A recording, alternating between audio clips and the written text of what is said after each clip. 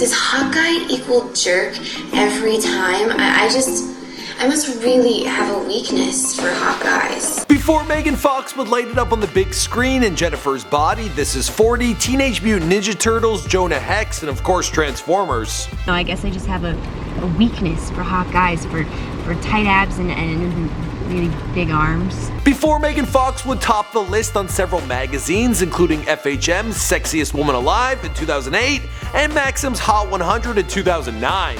You have an amazing body. Really? Yes. Are those real? My boobs? Yeah. Yeah. Before Megan Fox would tie the knot with fellow actor Brian Austin Green and become the mother to Noah, Bodhi, Journey, and the stepmother to Cassius. I love him so much. Because she wants to marry him, and I keep telling her that doesn't. That's my baby boy. There's which is nothing why you don't better. marry him, because he's your. But it doesn't matter. Because that would be weird. Prior to being a mother, all Megan Fox ever wanted to be was an actress, first discovering this at the age of 2. After winning multiple modeling competitions, she was able to land work in Los Angeles while still living in Florida. And while she was in high school, well, the girls there, they really hated her. At 17, she packed her bags for Hollywood, and it wouldn't take long before she was coined the next Angelina Jolie. Okay, so the YouTube analytics for this channel tell me that the vast majority of my viewers are male. And I got good news for you fellas. There's an endless list of attractive women popular on Instagram that we could be making videos on.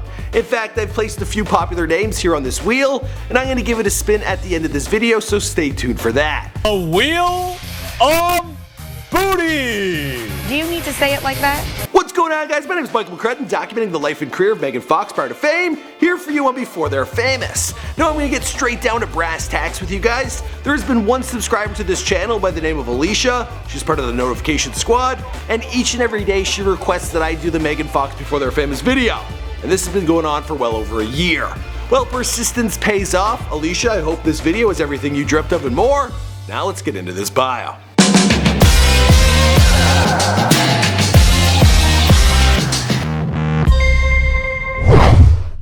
Megan Denise Fox was born on May 16, 1986 in Oak Ridge, Tennessee, 25 miles west of Knoxville, population 30,000. She's the second daughter to her mother, Gloria Darlene Sison, and her father, Franklin Thomas Fox. Her ancestry is mainly English with small amounts of Scottish, German, and Northern Irish. She's also got some distant French and Welsh ancestry, and on top of this, she's also 1/256th Native American. So now you know. That's crazy talk. No, it's true. Megan grew up with her older sister Christy, who is roughly 12 years her senior. Her father a parole officer and her mother, who is now a real estate manager, well, they divorced when Megan was just a child. Although her parents' marriage had fallen apart, they still fostered the budding talent they saw in young Megan. She showcased her interest in the arts, putting on plays in the family living room, so her parents enrolled her in singing and dancing lessons when she was just 5. But don't go thinking Megan was your average girly girl. She stated in an interview, "I played with Barbies, but I used to decapitate them, I used to take their heads off and dye their hair and do weird things." She stated in another interview, "I always wanted to be blonde when I was little, like Barbie and Pamela Anderson." Other interests included her obsession with watching the Ninja Turtles and the 1939 classic The Wizard of Oz. She was also part of her school swim team, and she was professional. She broke some kind of record. Her mother eventually remarried to an Italian Roman Catholic man by the name of Tony Tenaccio, which resulted in the 3 girls moving to St. Petersburg, Florida, when Megan was just 10. I have a feeling we're not in Kansas anymore. So it turns out her new stepdad, Tony, he was a bit of a hothead, and Megan, she not only called him strict, she also found him abusive. Now Megan learned early on that it was okay to be different, and she stated, "I don't like small talk and I don't have to be a cookie cutter. That's a quality I started to develop as a kid in middle school. You know, everybody goes into cliques and you all talk behind everyone's back. I thought it was so ignorant, so I just really started being completely honest with everybody all the time." With that kind of attitude, I guess she wouldn't put up with her new stepdad shit. At 13, Megan was enrolled in modeling classes and went on to win several awards at the 1999 American Modeling and Talent Convention held in South Carolina. Back home, Megan attended Johns Hopkins Middle School before moving on to Christian school. Now, if Megan's embarrassed by all these photos, she's managed to change history because now there's video footage of her in a Catholic schoolgirl uniform in the Ninja Turtles. Let's take a look.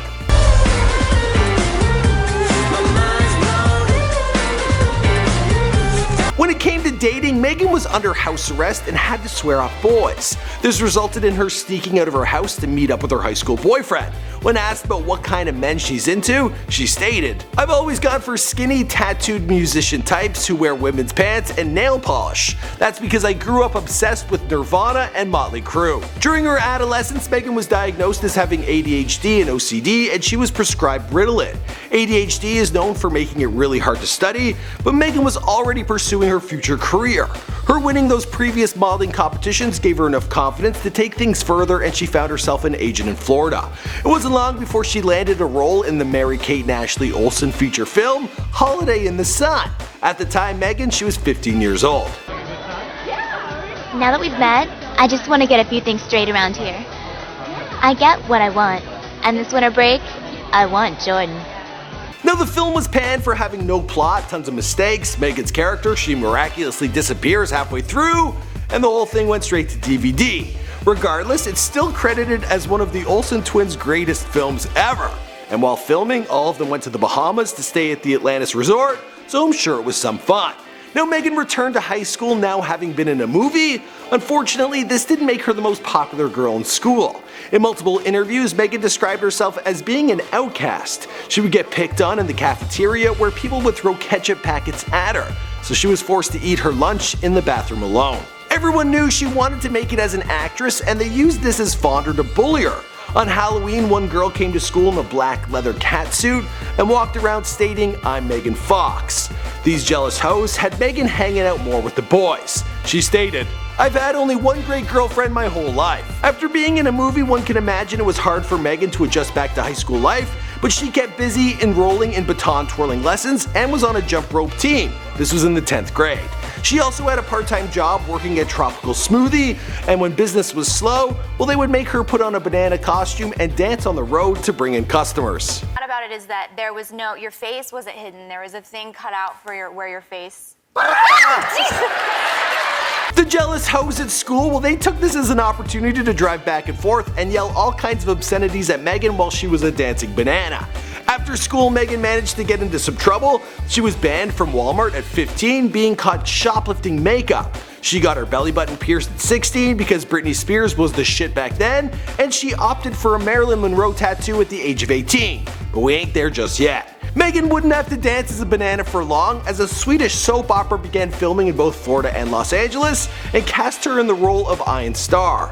With her career plans coming into fruition, well, she tested out of high school at 17 and made the move to Los Angeles. When I moved to Los Angeles, I had no money. I remember needing to shave my legs, and I didn't have enough money to buy disposable razors, so I'd wear pants all the time.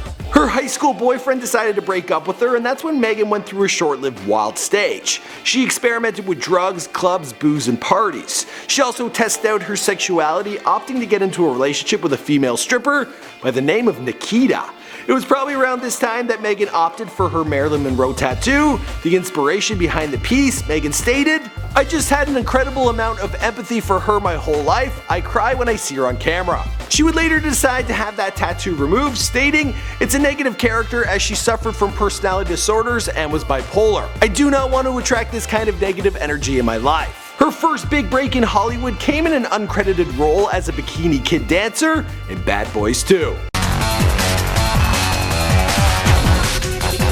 She might be tough to spot in that film, but the director, Michael Bay, he certainly took notice. Now, Megan soon landed work in film and television, appearing in What I Like About You, 2.5 Men, and Confessions of a Teenage Drama Queen. Did my father invite you here? No. May I come in anyway? During this time, Megan admitted that she still didn't have any idea what she was doing as an actress, and seeing as she continued to land the roles of being a bitch, well, she just mimicked what she had seen other actresses do as bitch characters, and that's what you're watching. She became a regular on the short-lived WB sitcom The Help, and she also began appearing on the ABC sitcom Hope and Faith, and it was here that she met her future husband, Brian Austin Green. For the pair, it was love at first sight. Her performance on Hope and Faith earned her a Young Artist Award nomination in 2005, but her big break would come when she landed an audition for Transformers. This is like an aluminum stoker block engine. It's using race cars. Her character of Michaela Baines became drool candy for men all over the world. In fact, I actually had a poster of her bent over the hood of Bumblebee in my dorm room. She was nominated for the 2008 MTV Movie Award for Breakthrough Performance, and Shia LaBeouf, well, he took home a huge W when he hooked up with her. And then he later took a giant L when he revealed this to the public. The sequel was again a box office success and kept Megan in the media spotlight, but after finding fame, she quickly realized that she wasn't into all the attention. She stated, "What people don't realize is that fame, whatever your worst experience was in high school, when you were being bullied by those 10 kids in high school, fame is that. But on a global scale, where you're being bullied by millions of people constantly." She signed on to do the third installment of the Transformers franchise, but then in an interview, she compared Michael Bay to Hitler, and that he had a madman reputation, and all of a sudden, well, she found herself in a media frenzy and was left off Transformers 3. She did find time to marry Brian Austin Green in 2010, and together they have 3 sons of their own, and Megan is the stepmother to Brian's son Cassius. I worry about when they are like 14 and their friends are like, "Dude, have you ever seen Jennifer's body?" As for the rest of the story, well, I'm gonna wrap this one up here because this is before they're famous. My name's Michael McCrudden, and as promised in the intro, I have a wheel to spin and a video on an Instagram starlet to make. Let's find out who it lands on. Now for you to find out, you're gonna have to check out that other video. We have a link right here down below.